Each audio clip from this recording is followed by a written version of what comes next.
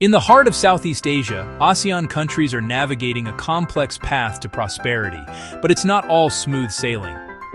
Today, we're diving into the economic outlook of the ASEAN region, the rising threats of inflation, and how different nations in Southeast Asia are reacting to global challenges. Plus, what's really at stake for the region in the next decade? Let's get into it.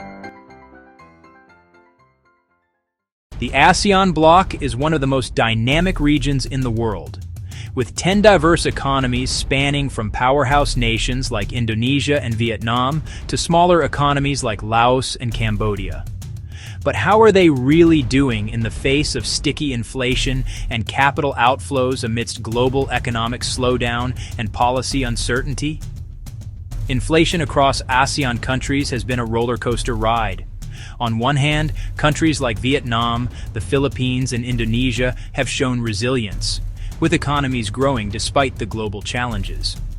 On the other hand, weaker institutions, particularly in countries like Laos, Myanmar, and soon Cambodia and Thailand if it's not careful, have struggled to keep inflation and fiscal house in check.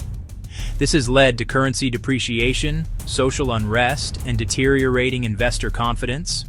The problem? Weak institutions and low levels of economic diversification.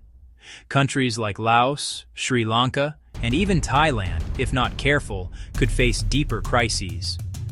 As inflation soars, it erodes purchasing power and hinders long-term growth. But what does this mean for the future of ASEAN?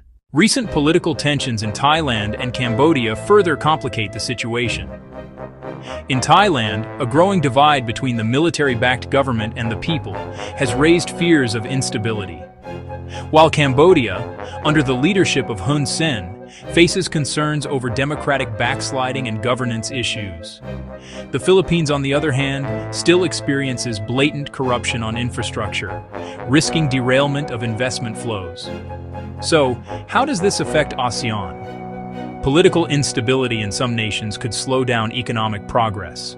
Without substantial institutional reform and political stability, their growth could falter. But not all is bleak in Southeast Asia.